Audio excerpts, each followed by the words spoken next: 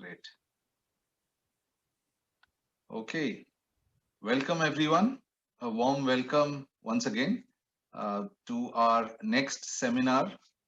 And this is our series on the digital future for business and society, perspectives on AI challenges and opportunities.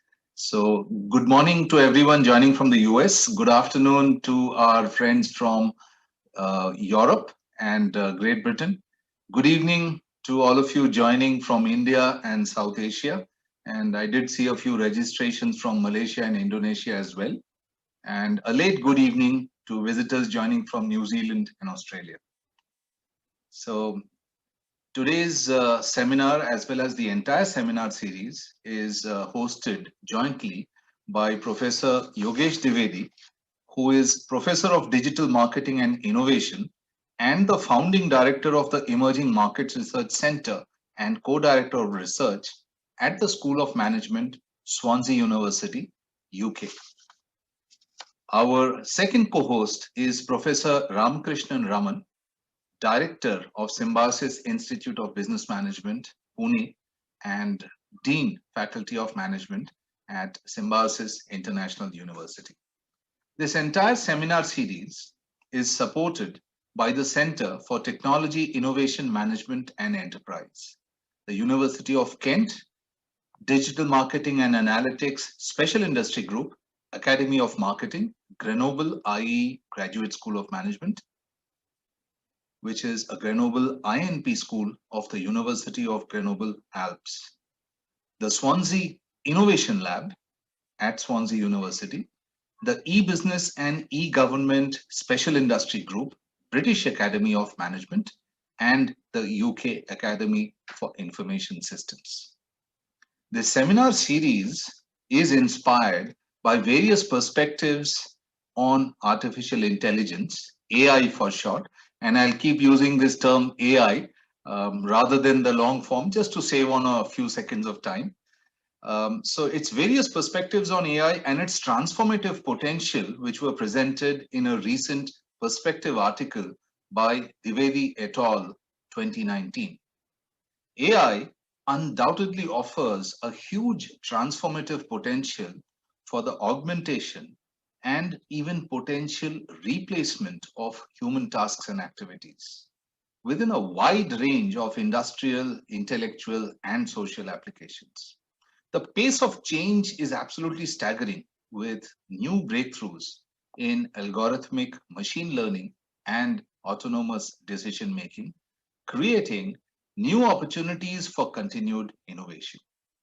The impact of AI could be significant with industries and sectors ranging from agriculture, finance, healthcare, manufacturing, retail, supply chain, logistics, utilities, all potentially disrupted by AI technologies.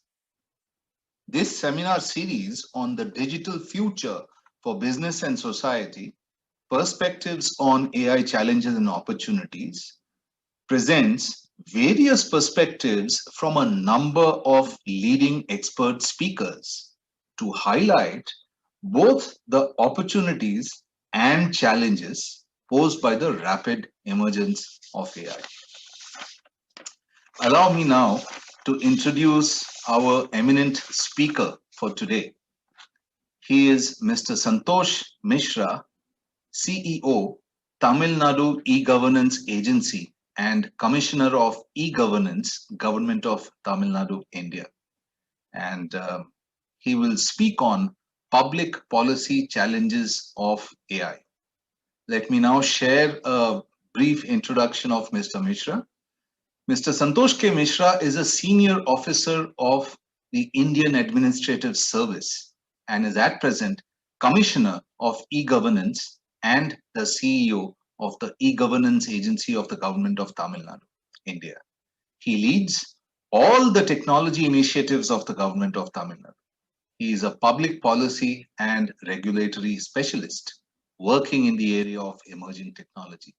He has a deep technological background with over 21 years of work experience, and he is recognized as a public policy and technology expert. unique combination. He has been leading programs requiring interdisciplinary coordination and has been driving strategic change within the government using technology. He has a MS in electrical engineering from the University of Minnesota, USA, and a Bachelor of Technology from IIT Kanpur, India, with specialization in digital signal processing and communication technology.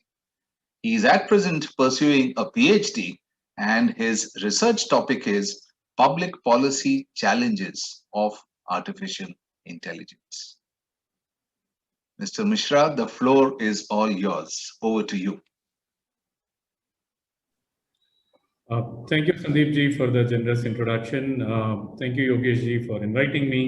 And it's a pleasure to be here and share some thoughts on how AI is perceived in the government and what are the potential use cases, what are the challenges, and how governments are attempting to tame this technology for greater public good. So with that, let me just quickly share what I have. Just give me a sec. Sure.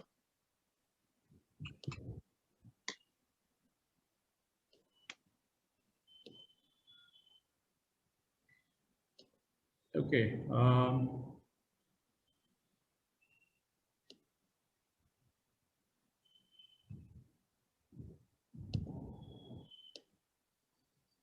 There you are. Would you like to put it on slideshow? Yeah.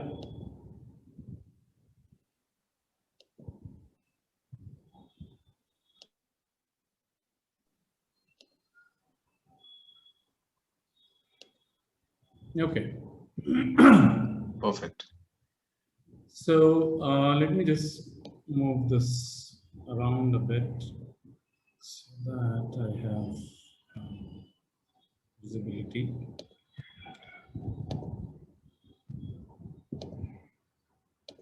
Okay.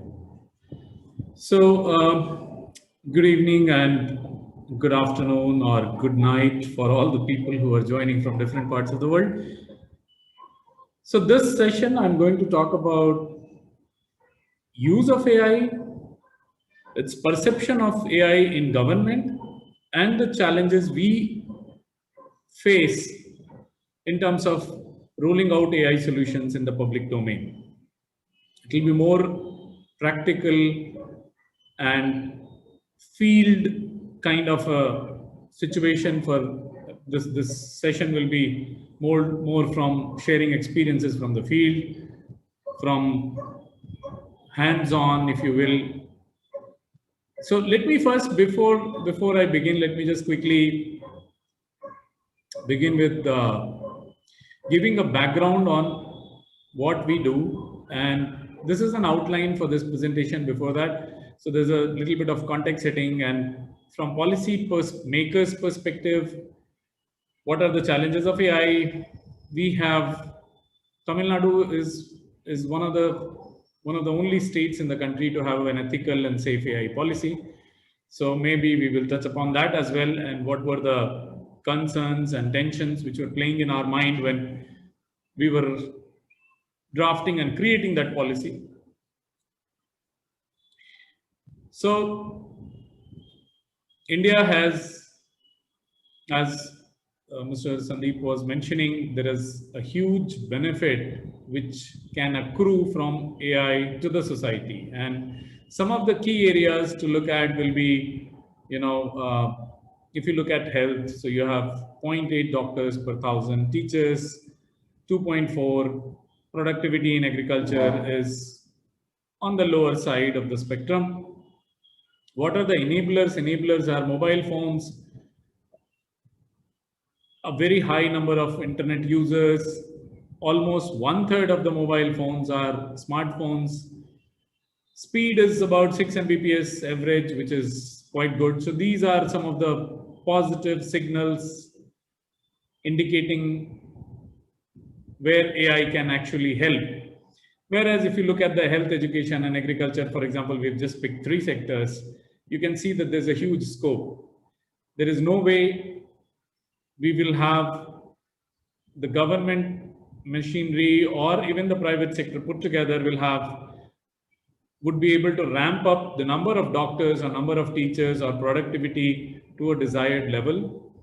So how do you bridge that gap? And I think AI fills in that gap very, very beautifully. Oh yeah, and the cost of internet, cost of data is of course one of the lowest in the world. So that also helps. Quickly about my organization, which I head, it's called Tamil Nadu E-Governance Agency. So we are responsible for all government to citizen services in terms of technology, government to government services. We also act as a tech evaluator for the government. And one of our mandates is also to bridge the digital divide. So basically, if you would like to think of us as Uber of government services, so we pick up all government services from all departments and provide them onto our platform, which is called, we have named it eSevai. So all about 200 odd services are delivered digitally on that platform. Of course, as I said, one of the key aspects is to bridge the digital divide. So we are experimenting with a lot of things to make sure that the digital divide is bridged. In terms of course, we have about 10,000 kiosks across the state where people can actually physically reach and submit their application through those kiosks, or they can of course choose to apply online, whichever works for them. This is last year we did about 1.5. Last year was a bad year, so we did about this statistics is slightly older. Last year we served about 10 million citizens and offered services to them. So to give you a bit of a perspective on why we are exploring AI and what are the things we can do or we want to do with AI, and what are the advantages which we want to derive out of AI, this diagram will help. So we are actually, being a part of the government, we have access to all the government data, which is residing in all government departments, which are about 40 of them. Not necessarily they are data, because they all have come about organically. So some of the data may be 10 years old, the database may be 10-year-old, some databases may be pretty recent, last year's database, some may be on different technology stacks. So not necessarily they are uniform. They are in different silos, they are in different technology stacks, they are in different formats, they are even of different granularity. So just to bring it to your attention that what are the ground realities. So you have this huge amount of data with the limitations I just described. And what we are attempting to build is an integration and exchange platform on top of that, run analytics, create a solid database decision support system to result in data-driven governance. This is the big grand vision. And that is why with this background, you will be able to understand better when I speak about AI, when I talk about challenges of AI, I think this will make sense much more. Okay, so digital divide is what I referred to earlier also. It's very interesting and kind of, circular statement. A digital divide can also be, AI can be a very good tool to bridge the digital divide.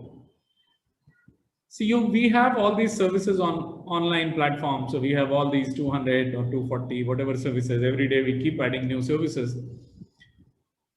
So people can go and, apply for their various government certificates like community, nativity, income, assistance, social security, pensions, destitute family pensions, old age pensions, farmer social security stuff, labor welfare board stuff.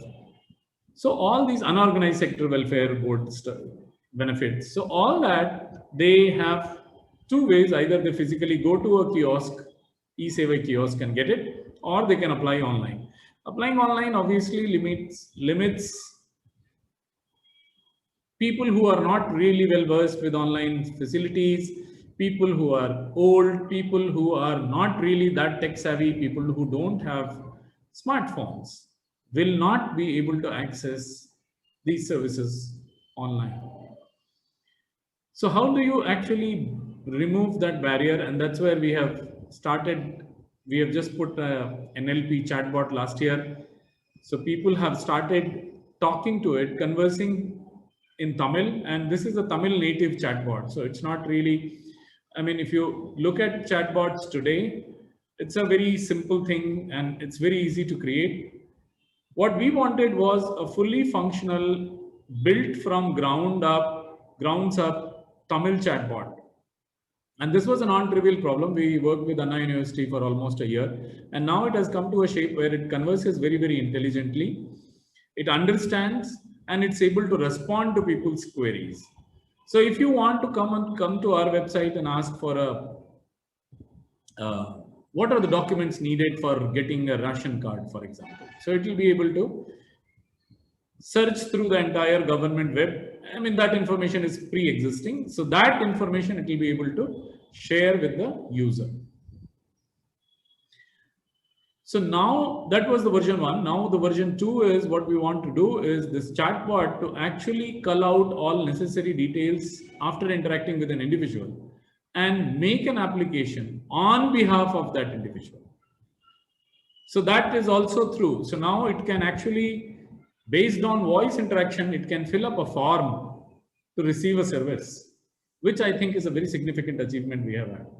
And now it is also integrated with the payment gateway. So you can actually use the voice, this NLP chatbot to actually make payment through the payment gateway. And you don't really have to have, you don't have to really worry about whether you are digitally literate or if you are not so well versed with technology.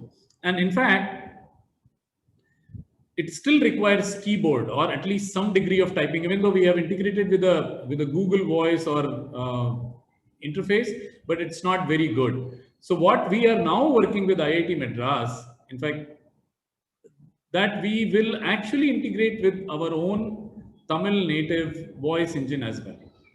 So then, right now it is, of course, it is only text based and it can actually extract information, cull out information and fill a form for you. Going forward, maybe another month or two later, you will be actually able to talk to it and have the form filled just by conversing with it. So that's what is on. I think some stuff was the challenges in government in adoption of AI, and I think we've tackled some bit of it. Of course, there's a capacity limitation in government. We need to really build mechanisms to increase capacity in government systems to absorb, understand, and deploy technologies such as AI. Opportunities, as I had talked about, there's a lot of data, a lot of open knowledge. You have huge startup and entrepreneurship spirit, particularly in India. And of course, one of the mechanisms we have used in our organization to harness all this together is to set up a center of excellence in emerging technologies. We call it SEAT. It works basically on these 4 or 5 areas. So blockchain, Internet of Things, NLP, satellite and drones, and data analytics. And the idea is to create these low-cost, scalable indigenous solution for the government. I'll talk about 2 of them and then I'll jump into. So this was kind of an introduction or why we are interested in AI. And I'll talk about, we have an ecosystem and, we talk to a lot of universities, etc. This is our, today we want to focus more on public policy issues. So I'm just kind of skipping things a little fast. So let me just tell you about AI use cases we are looking at. So first one is computer vision based attendance system. We rolled it out in a school. Now the government offices have adopted it. Of course, my office already runs on it. It's a, as I said, low cost, built in-house system. It's an edge computing device, and I may have a picture also. I'll show it to you. It's a low-cost device, edge computing. You just put it anywhere and it does its job. Second is identification of pest and disease in the crops. I talked about three things: health, education, and agriculture. So education, health, agriculture is basically enabling farmers in identifying pests and diseases in their crop and finding a remedy to that by just clicking a picture. It sends it to an AI engine at the back end. This is not edge computing, so this requires use of smartphone and an internet connection. And of course, health-wise, we have just we started this one. The third one, detecting internal bleeding from brain scan, was one of the earlier projects, which kind of worked halfway and then it got abandoned because the department lost. We didn't get enough support from the department, and the gentleman who was helping us got shifted and priorities changed. But something very exciting is happening on the health also. We have just developed again in-house a smart app which can detect cataract. So the problem, the health department reached out to us saying that I have a problem. I don't have enough trained field staff who can go and screen every possible vulnerable individual, people who are prone to cataract, which is primarily elderly population, rural area population, and low income settlements in the urban areas. So can you help us? So we designed this app so anybody can take that app and download it and click a picture, and it tells you whether there is a cataract in the eye or not. We did a field trial in 4 districts. It has given very encouraging results. Accuracy is around 80%. But given the fact that it has been trained only about 5,000 images so far, it's 80% is very good. I think after these field trials, there is another round of training going to happen. So the moment we touch about 90 to 95%, I think it will be a fantastic boost in terms of preventing blindness from occurring. At least the blindness which is attributable to cataract. So that work is going on. We have this chatbot I talked about. So there's a very nice Tamil chatbot, which we have developed with help of Anna University, and it works for our eSevas center. I'll just skip this part. I'll come to this a little later. Maybe this is a quick sort of a broad brush on India landscape on AI. NITI has an AI strategy. Telangana has some AI application on pension. We have this face recognition system, pest identification. We have NLP. We have also worked on the automatic number plate recognition system for government of Tamil Nadu. So that's likely to be undergoing on trial for some time. Fake news detection, water conservation. These are some of the stuff which is happening around the country. I'll have a quick video on face recognition system, which we have.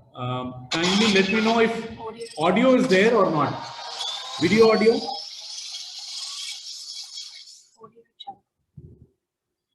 Is the video audio available?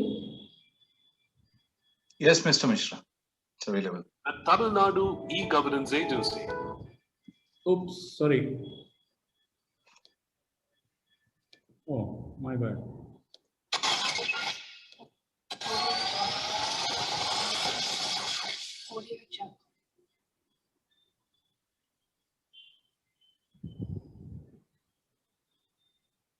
The Tamil Nadu E-Governance Agency has developed an artificial intelligence-based face recognition system that uses face recognition for registering attendance. This attendance system is another milestone in the list of successful e-governance projects implemented by TNEGA. It helps in precisely tracking the students as they enter the premises and record the information in a database, thus saving time. The highlight of the system is its superior performance in identifying faces, even in low light conditions. This facility was initially implemented in 2 government schools in Chennai. It had a positive impact in improving the attendance of the students in that the attendance. I'll skip this. This is basically so we tried it on a couple of government schools because they said that it takes about 45 minutes to take attendance every day. So if you can save that time, you can actually have one more session or give more time for the students to actually ask questions or interact with the student, with the teachers. So this was one. Of course, it is used in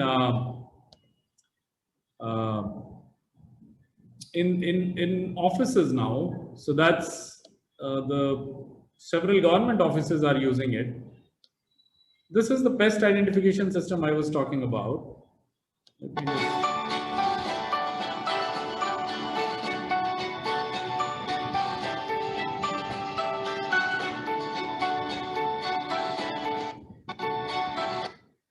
Agency is committed to develop solutions for the issues faced by the farming community by deploying emerging technologies. TNEGA has developed a pest identification system to help the farmers in identifying the pests affecting their crops and the preventive measures to be taken. This system was developed in-house and integrated into the Uravan app already used by the farming community. A farmer with a low-cost mobile phone with an inbuilt camera can now upload pictures of the affected crop.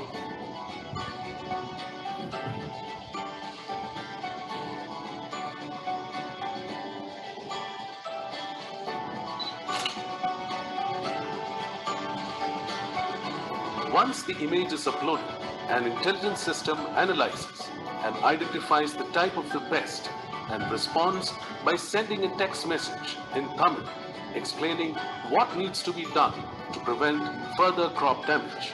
This gives timely guidance to the farmers and helps save their crops. So that was it. And so we also brought out AI policy. And I want to spend a little time on the public policy challenges of AI, which we wanted to discuss. So I think I need not repeat because I'm sure this would have been covered. There's a huge impact in terms of economy. One of the things they say that AI, creative jobs are kind of safe with AI, but I'm not really sure on that. I mean, GPT-2 this presentation is when GPT-2 has come out. GPT-3 is there now. Now, this is GPT stands for generative pre-training. And this is basically a Google's huge powerhouse in NLP, natural language processing, in terms of text understanding and text processing. And this is mind-boggling what GPT-3 can do. If you search on the net about AI being scary, I mean, it just fills your screens after screens. What AI can, why AI is scary, why is it dangerous, what problems can be there. And a natural question which people may have is, okay, AI is just new technologies. Haven't we seen a lot of new technologies come over last 50 years? So how is it different? But actually, if it's just a new technology, I mean, why are you so worried about it?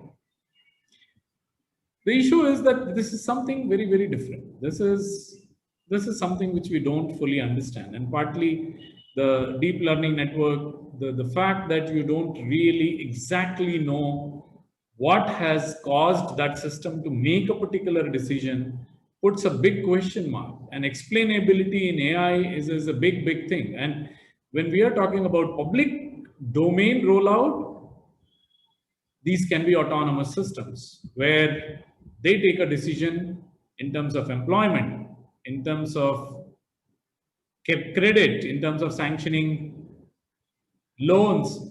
Tomorrow it can be in fact, we were having a conversation with the High Court if this can be used in doing some automation of delivering justice. Now, if these systems get rolled out in these kind of areas, law enforcement, we know there was a huge hype about predictive policing, and I think in US they used it. We all know what happened. I don't know if you have been following it up.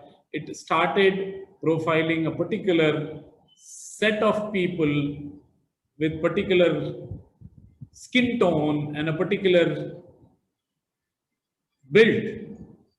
So when it gets used in these kind of situations, it can actually make a huge impact if it is not carefully rolled out. And AI is something which is very unusual, unlike other technologies.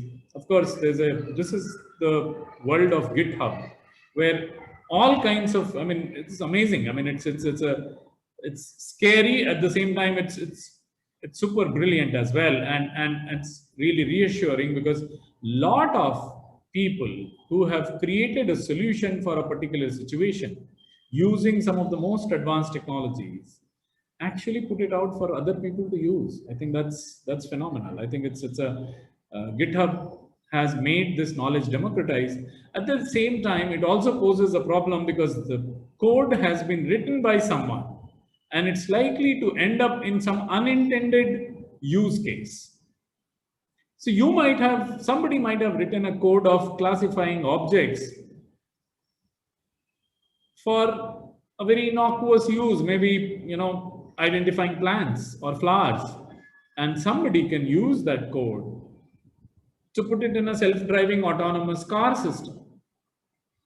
And of course, so if you don't know what is the context from which a software has been picked up, and you use it in a very different context, it can give absolutely devastating results.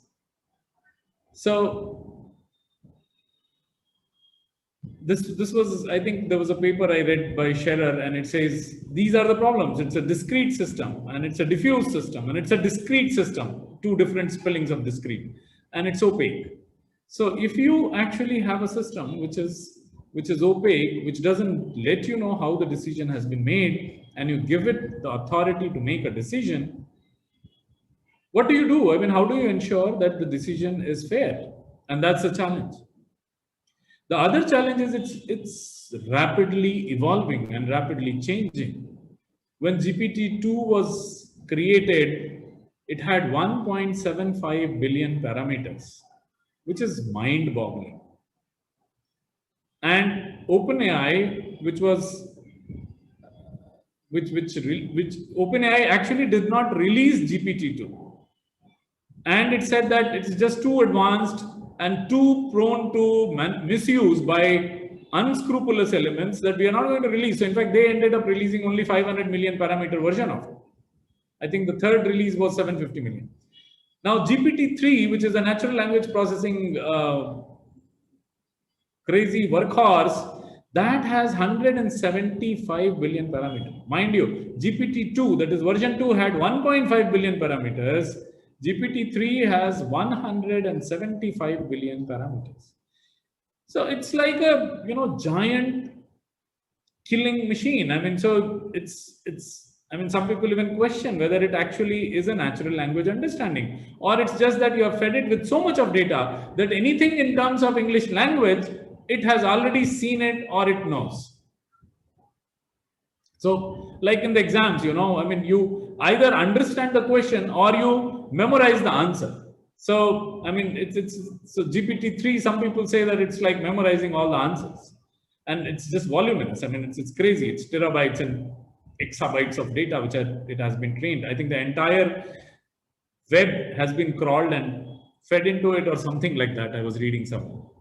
And it's evolving. So the governments have this major issue. As usual, our processes, I mean, how does the policy take shape? So there's something called window of opportunity, where there's a agenda setting, then there's a window of opportunity, then all this has to come together, and as a result, a law or a policy has to be made. Whereas this technology is changing so fast, what is relevant today may not be relevant tomorrow. And unless you have, and this kind of agility in government, nowhere in the world it is possible. So how do you handle this? This is GPT-2 I was talking about. A sample I will tell you about what GPT-2 can do. This was a sentence fed into an AI-based GPT-2 engine, which says, In a shocking finding, scientists discovered a herd of unicorns living in a remote, previously unexplored valley in Andes Mountains. Even more surprising to the researchers was the fact that the unicorns spoke perfect English. This is a fictitious sentence which was fed into the system. And system started filling up the rest of the story.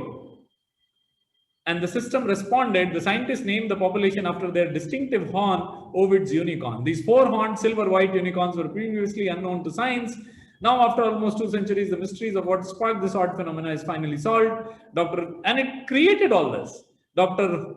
Jorge Perez, an evolutionary biologist from the University of La Paz, and several companions were exploring the Andes mountain when they found a small valley with no other animals and humans. So this is the output of the system. This was GPT-2, and imagine what GPT-3 would do.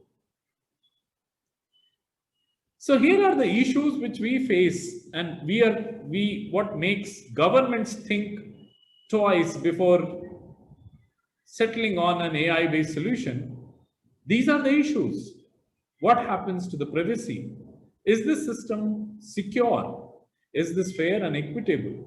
I will talk about that if time permits in the next.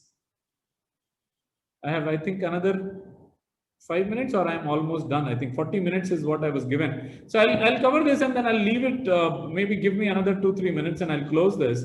Sure. You have fairness and equity issues. So for example, if you were to do an autonomous credit decision, who to give loan, who not to give a loan, what will the system see? It will look at all the defaulters and where the defaulters live, probably in some underprivileged area, some low income settlement in the town. So what will it say? That everybody who comes from this particular PIN code is a defaulter. So deny loan to them, which is a very strong correlation between that PIN code and default.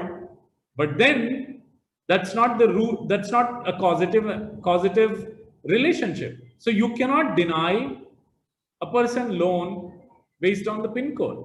But the systems this AI is essentially a very sophisticated pattern recognition system. It will identify that and it will say, okay, this PIN code means reject.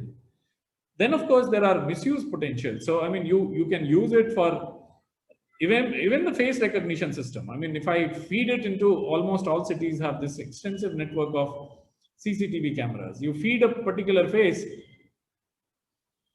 you feed a criminal's face, it's fine. What if you have some other agenda and you feed some other faces and you actually track every individual? I mean, that's what China did, I guess. Lack of standards, lack of regulation. It has issues of societal stability and rights and liberties of individuals. Of course, there is a degree of concern on labor and automation. I am personally not very worried about it because it always, when one opportunity opens, some other closes. So this is fine. And explainability is a huge issue. So those are like very well-known challenges which you will, if you do an AI issues in public policy or challenges of AI, you will see some variation or some other terminology or similar terminology. Now there are a set of challenges which are not talked about. What is the public trust in AI system? So if I have an AI-based brain hemorrhage detection system, will the patient's family accept its result? What about the doctors? Will they accept the result? Now, do the governments have the capacity to regulate a technology which is evolving so fast? Can we keep up? Can we think of all possible misuses? Can we think of all possible dimensions where AI can actually go rogue? So, of course, there are more challenges in terms of e-apartheid. I mean, there is half the world population does not have digital footprint. AI works on data. So it trains on people who have digital footprints, and it may be made to decide for the people who do not have a digital footprint, which will be a certified disaster and monopoly. Somebody who had the monopoly to crawl the entire web and train a GPT-3 system. And this was a major episode. I don't know if you have been following it up. There's a lady called Timnit Gebru who who was working with Google, and she recently was fired. And when she was fired, she said she was fired because she was against these digital monopolies and extensive use of huge data sets in training AI systems, because it has environmental impact. You actually burn up a whole forest for training an AI system. And the third thing is whose data it is. You just saw the Facebook and Australia government spat. The publishers, the news publisher said, you cannot show my data on your website or on your feed and not pay me. And then Facebook finally relented. They are now sharing with the print media. Now the question is, what about you and me? We all use all services. We use services of Swiggy, we services of Zomato, we services of Ola, Uber, Google Map. Will I ever get compensated for my data? Forget about compensation. I'm not even allowed to choose not to share my data. And thankfully, this data protection bill, which is in the parliament and hopefully should get passed, makes it a right to be digitally forgotten.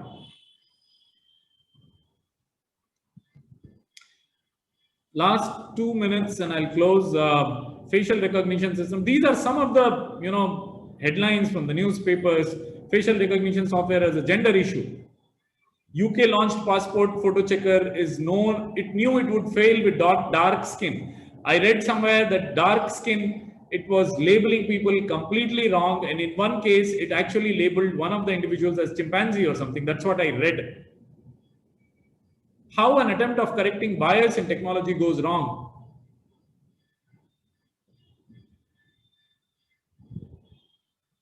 How do you lose a job if AI doesn't like your face?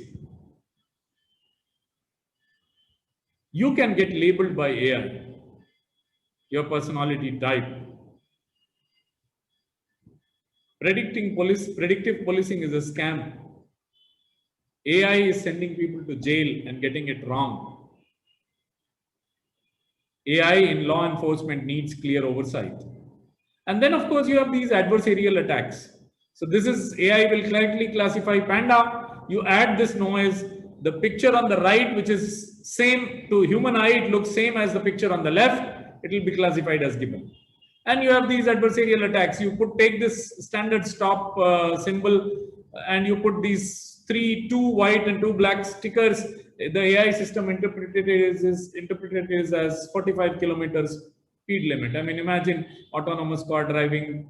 What will happen with this? Hundreds of people will die. You add this sticker to this banana and it gets classified as a toaster. So last slide, this is what we had come up with in our policy. Our policy, AI safe, ethical and safe AI policy of Tamil Nadu. It is on our website, tnej.gov.in. And I would encourage you to download and read it. It has also a blockchain policy. Please read and let me know your comments if you have any. 7-parameter framework we have prescribed for any AI rollout in Tamil Nadu. It's called very conveniently acronymed as DeepMax, which is diversity, equity, fairness, ethics, privacy and data protection, misuse protection, audit and transparency, and cross geography and cross society application. These 7 parameters, unless we are satisfied that any AI solution we are rolling out unless we are satisfied that it meets all 7 criteria, we are not going to let it out in the public domain. With this, I'll stop and I'll open the floor for questions. There was some more stuff I wanted to share, but I think that's okay. Thank you very much, Santosh ji, for a very lucid narrative and also giving us, like you said, a view from the field about how AI in the public sector is getting implemented. And based on your talk, there are a whole bunch of questions on the chat box already. So with the permission of our co-hosts, Professor Dwivedi and Dr. Raman, should we move ahead to the Q&A, sir? Please. But just wanted to obviously ask Mr. Ji that, this chatbot that has been implemented, how widely it has been used actually, and if any challenges you have come across from citizen side, user side, in terms of using the chatbot. and similar thing about facial recognition in school, how effective that use is. Thank you. So facial recognition in school was just an initial experiment. In 2 schools we put it, it was very good. Now we have kind of moved on to offices now. Schools are open to use it, but and this is a lot of times actually people raise worries about this face recognition system, and maybe I'll preempt that question. These are edge computing devices. They don't store anything. They are not connected to the internet. It's a standalone device. It doesn't transmit any data. It does not store any images. It stores features of a face, and that is one-way street. You cannot reconstitute faces from the features, because these are features not as in features we understand it, but features as AI understands it. So that's pretty safe. But government departments, it's been very helpful. In our department, when the corona struck, people were very hesitant in signing and taking the same pen and using the same pen, using the same paper. So it worked beautifully well. And even those who were using thumb biometric ID devices for attendance, they also find it, they also found it very hard. So this system was very helpful. And now, as I said, of course, in our office, it has been in use for last 1 year. Now we are putting it in 2 other government offices, about 12 devices each. So hopefully schools are also welcome to use it. They have to take a call on their own. For the chatbot, it has been a little long journey, because as I said, we built it bottoms up. So it was not a ready-made chatbot which we used, because primarily wanted to use it in Tamil. And getting a Tamil chatbot, the method many of other people I have seen who follow is that they take an English chatbot and then slap a translator on it. It actually has a disastrous consequences. It will not be workable for us. So we actually did a bottoms up building of this chatbot. So it took some time. A lot of issues were there, and this is geared towards offering government services. So we had to train it for some niche words and niche keywords. So we did that. So now it is quite good. In fact, it's amazing. It's very accurate. And the next version, which this weekend we are launching, is when it will start filling the forms for people also. So it will just get all the detail, and then you just talk to it. See, the problem is that one of the very, very difficult issues in government is it's a standardized system. So I have to design a form which suits 80 million people of Tamil Nadu. It doesn't take into account that there's a huge interpersonal variation in the information. So it will ask, it asks questions which actually, so it has sections which are completely irrelevant to some people, and it has sections which are very, very relevant to some people. And to customize those forms is a very, it will require a huge amount of process reengineering, and also it is sometimes impossible because you don't know beforehand what form is suited for an individual. So in this case, and then navigating through thousands and thousands of forms, which form, the simple example is income tax. It has been simplified a lot over the years, I must say that. Even then, today, if Mr. Sandeep Bhattacharya has to file his income tax, I don't know if he is confident that he can do it on his own. However, if I have a chatbot which asks me, are you single? Are you married? If you are married, you have children, what's your income? What is the nature of income? Do you get income? So it's not that all this information is not there, but in the form, it's 30 pages long form, depending on, of course, if you have only salary, then there's a simpler form. But suppose you have a salary, you also run a business, some people do all kinds of stuff. So, the wife might be, working, you might be running a business, you're all kinds of, you may be whatever. So then it becomes a huge form, and not all sections are applicable to you.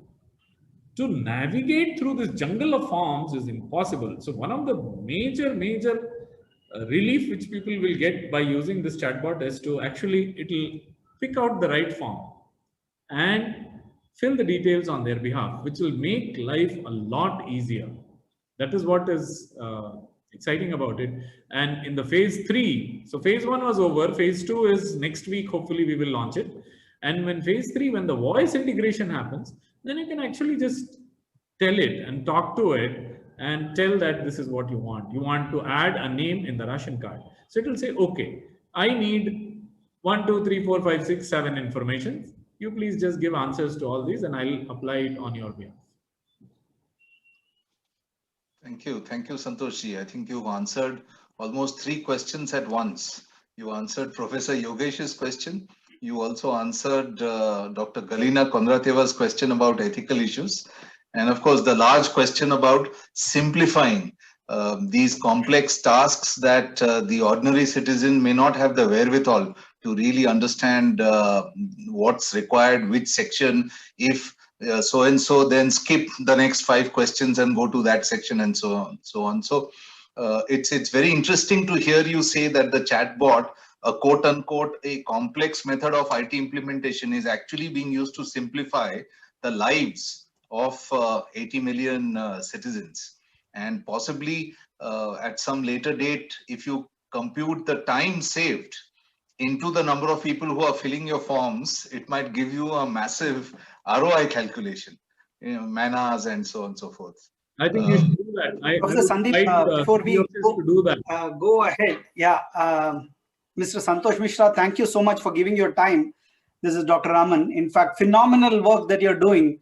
It should get a little more coverage, I would say, possibly with the kind of work that you have done. A couple of comments with respect to what you have done with respect to reaching farmers. I saw a couple of examples that you are quoting.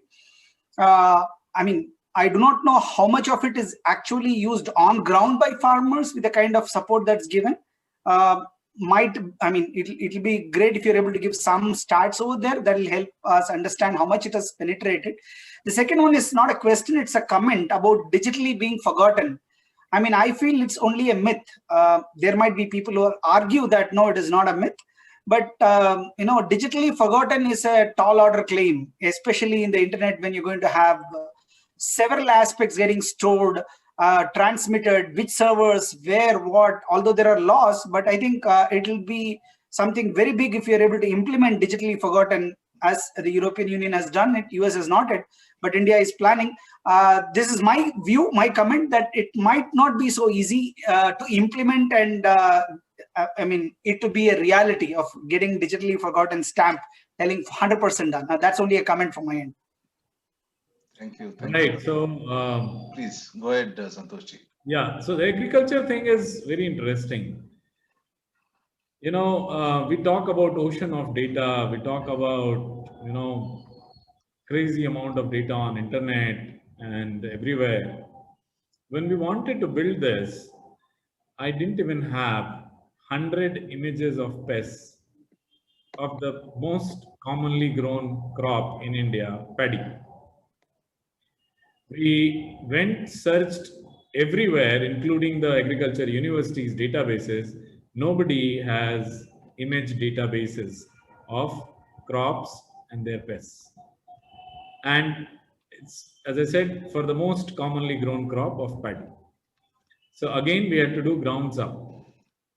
And in fact, possibly in Tamil Nadu, we will be the largest data owners or largest repository of pest data today.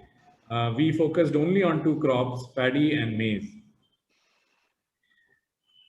But you have rightly pointed out, there is an issue there. In fact, there's a greater lesson for us to learn. We are very excited. We are technology the organization is technology. We have people, very, very dedicated people who are just fascinated by the idea that their solutions can improve lives of farmers, of people who are in the last, at the last end of civilization. But what happens is that this requires a huge amount of hand-holding And data labeling is a massive, massive work. So we are just, as I was telling you, we are working on this chatbot, and I have data for voice chatbot. I have almost 10,000 hours of speech data, all kinds. But I don't have it labeled. So labeling is an issue. Of course, we have figured out a mechanism, and for the voice chatbot, if I get about 500 hours of data, that should be good enough. We'll be able to do that. But same thing with the agriculture solution. Same thing that I need labeled data, and there are new pests every day. So this has gone through a mobile app of farmers. So there's already a mobile app which about 5 lakh farmers have downloaded. So it is available to them. The number of images coming to us were daily about 400 to 500, but of late it has slowed down, and it has slowed down because we are not able to respond. The problem is, I don't want it to be an autonomous system. I want it to be a human in the loop system. And because if you give a wrong advice, it will be a disaster. So I can't do that. So that's where there's a bottleneck right now, which we are working with the agriculture department. They have promised that they are going to give us a dedicated team of about 4 to 5 agriculture scientists who will work as human in the loop so that the process can smoothly start. So right now it's choking, and for the reason I told you. About the right to be forgotten, I think you are absolutely right. You can never erase your footprints, and that's not the intention also. The intention is what is called data fiduciaries in the data protection bill. So people who hoard data. So like, you go to this Amazon, or you go to this Flipkarts or Zohos or Swiggies or not Zoho, what is that? Zomato, Swiggies, and Olas and Ubers and Googles and Microsofts. And so if I want to erase my data, or Netflix. So if I want to erase my data, they have to, Facebook, Twitter, they have to erase the data, and they have to certify that they have erased. It's my data.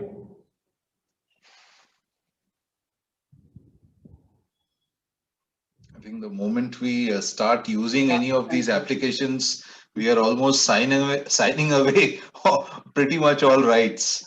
That's in that agreement, which none of us take time to read, and we just click that checkbox at the bottom of that agreement. And there are websites. There goes our privacy. Absolutely. And then there are websites who are, I would call them very, very unprofessional, because they don't allow you to delete your data at all. They say, oh, you want to deactivate, but I won't allow you to delete the data. Correct. Absolutely, especially if it's a credit card data where you have punched in your card and CVV, you can't delete. In fact, some of the big examples that you gave, even today, I'll not be able to delete my credit card information once I've fed into their system. It doesn't allow me to delete it at all. It's completely unprofessional, it's completely atrocious, and it's completely, there has to be a very stiff law to deal with them. Yeah. Business ethics. I think it's finally boils down to business ethics. Absolutely. Santosh ji, we are at the top of the hour, but there are still some questions in the chat box. Do you have some few minutes of extra time available? Yeah, sure, I can do that. Okay. Great, thank you. So we have a very interesting comment from Simon Rudkin, as well as a question. So Simon says, we understand about the question of representative samples from Statistics 101. However, I worry sometimes that we forget about many of those lessons when applying machine learning, because we get dazzled by the science side. Whenever you have an unrepresentative sample, you get a biased result. When we open the black box, this will be what we see. So the literature on ethics and ML is encouraging. Some would argue the same was true of the steam engine and its ability to power things better than water centuries ago. It could reinforce inequalities or overcome them, and AI can too. So his question is, how does AI differ from statistics and traditional technologies? Well, Statistics, I mean, statistics is deterministic. So, you know, we all did these regressions and, curve fitting, if you will. And you basically said that, okay, this is the least square error, and there is a very deterministic relation between dependent variable and independent variable. And that's primarily what statistics did. AI doesn't do that. AI is a very sophisticated pattern recognition system. And you are absolutely dot on when you say that the bias actually creeps in from data. Unfortunate part is, as I said in my presentation, I don't know if I was emphatic enough, there is half the world population does not exist on the digital net. They don't have a digital footprint. And you are able to train only those with those data points. The data points are about people who have a digital footprint. So it knows about my preference of food, or it knows my preference of news channels, or it knows my preference of, whatever, movies.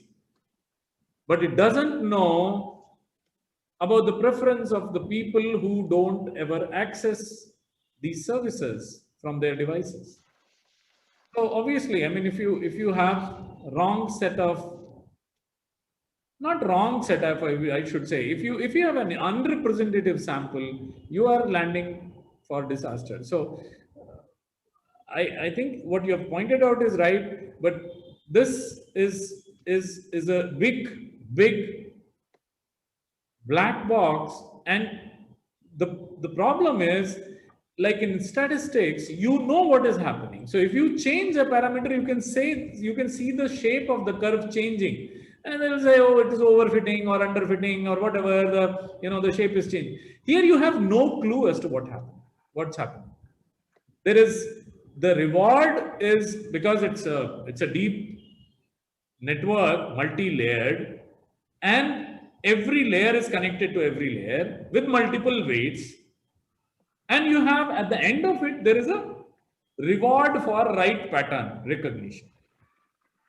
Now, how that pattern recognition back propagates and how that reward back propagates through those layers, and how does it distribute along the weights, nobody knows.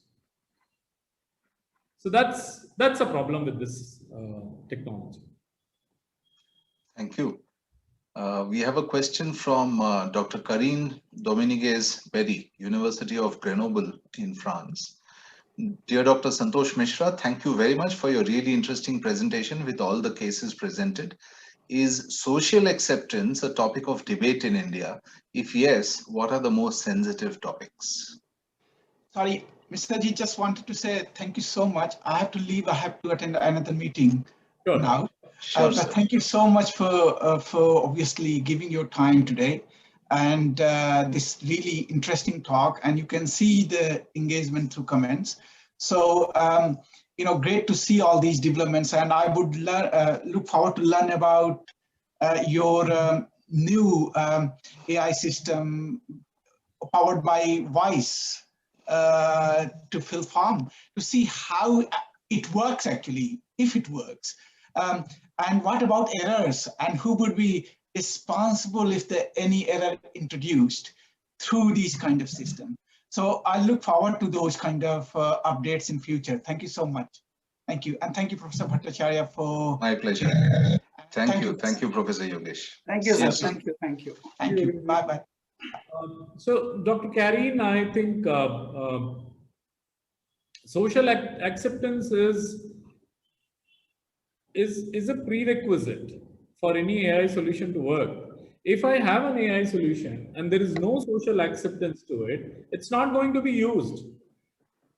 In a democratic system, there is no way you can force people to use a particular system unless they like it.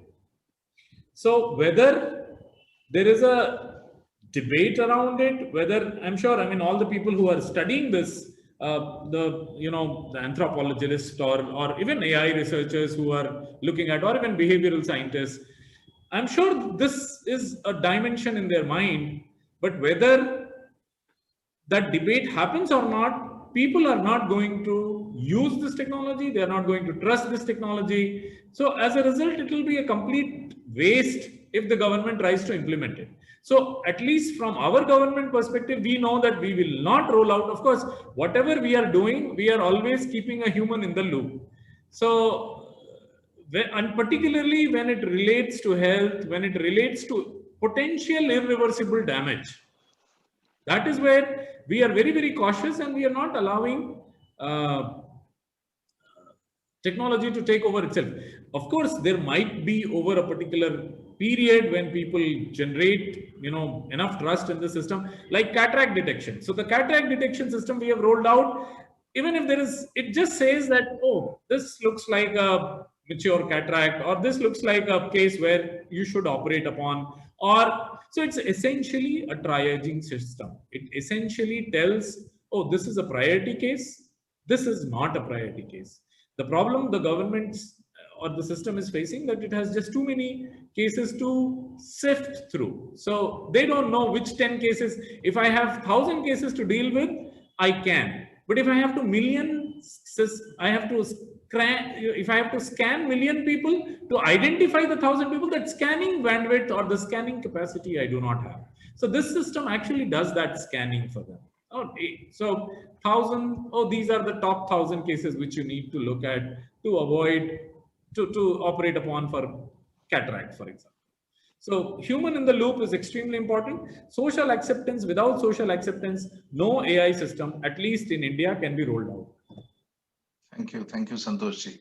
So finally, we have a question, and the question is very interesting. It's actually an invitation for you, Santoshji. So this is from Dr. Annie Tobadji of Swansea University, if I'm not mistaken. So Annie says, "Dear Dr. Santosh Mishra, thank you very much for your interesting talk and your clearly modern, enlightened work that you're doing in the best interest of citizens in India. Would you be interested in presenting your best practices from India to the European Commission in September at a DG Regio and European Regional Science Association meeting? EC policymakers will be delighted to hear this amazing progress you've made there in using modern technologies in such an intelligent and thoughtful manner for solving real policy implementation challenges." So this is Annie Tobadji, and Santoshji, you can reply to that if you like. Yeah, sure, Dr. Tobadji. I'm always, see, this whole thing is a big, giant learning experience for all of us. I mean, at least certainly for me. So I have been, I have interacted with so many people and two of the areas I work on are blockchain and AI, and both I have actually been interacting and talking to people and actually exchanging ideas, and will be more than happy to share whatever I know with anyone who's interested in use of AI, and especially the public authorities and public service agencies who are thinking of using AI in delivering their public services. So it will be a pleasure. Fantastic. So Annie is writing, I will send you the official invitation, and we are all exclusively happy you will be with us. And if I can do a good deed for the day, I'll try and share an email to both of you, Santoshji as well as Annie, so that you are all connected, and from there on you can correspond directly. Absolutely. Kindly share my Gmail address. That's faster. Will do. I shall do that. Fantastic. Santoshji, thank you so much. It was a great insight great number or series of insights that you shared with us, and the scale of the challenge that you're tackling. Simply, if we look at the volume of the data that you have to crunch through for any application on AI, it's humongous. And we eagerly look forward to your voice operated app and chatbot that you mentioned you're launching as soon as next week. Because that has huge potential. So thank you so much for sharing that. The voice one is coming in about 2 months' time. Okay, all right. The form filling one is launching next week. So the chatbot is already there for last 1 year, and it has we have really made significant changes and improved a lot now. Okay. So it's quite good. filling the forms and actually submitting on behalf of people is what will happen next week. And voice will take another 2 months. Okay, that's not too far away in the overall scheme of things. And like I said, it has humongous potential. And it would be very interesting to really see the savings achieved, the ROI, the manas, and all of that. I would invite you to kindly do that study. I think that will be really nice. Sure, maybe we can rope in a couple of researchers from SIBM Pune as well and measure it. We get so busy with implementing all this, we really lose track of some of the record keeping requirements. So sure. It will be great if an academic institution like yours does that. Sure. We do quite a bit of work in analytics. I do have quite a few colleagues. In fact, my own research area is people analytics. Okay. Although it's in slightly different area, I study attrition, but people analytics is of interest, I think, to a lot of researchers. So we'll certainly be in touch. So once again, heartfelt thanks from all of us on behalf of Dr. Raman and Dr. Dwivedi, who had to leave early. Thank you very much, Santosh ji. A warm thanks to all of our dear participants for their attendance and enthusiastic participation, as you saw from the lively question and answers, and even the invite to the event that came through from Annie Tobaji. I would be remiss in my duty if I did not thank Rajesh Bhagyawadi and his team, who are our IT team, and they have created the entire IT infrastructure for the smooth conduct of all of these seminars. And last but not the least, Santosh ji, we have a very interesting team in SIBM Pune, a student team. They are called as iSmart, and they take care of all of the public relations on behalf of SIBM Pune. So they have been watching you carefully, and they would have clicked a few photographs, electronic photographs, which they will send you a few thank you e-frames in a matter of a few minutes. And at the point where you visit SIBM Pune, they'll actually give you a physical frame within about 30 seconds of you leaving the, in fact, getting down the auditorium steps. They'll come and present the frame to you. But because we are not able to host you in person, we will send it to you via email.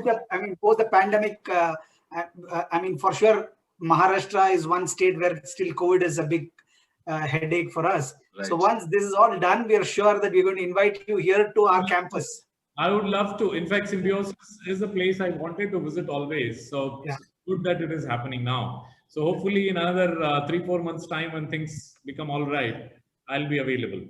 Thank you, sir. Thank you so much. Thank you very much, Santosh ji. And stay safe, stay well. We look forward to hosting you in the not too distant future.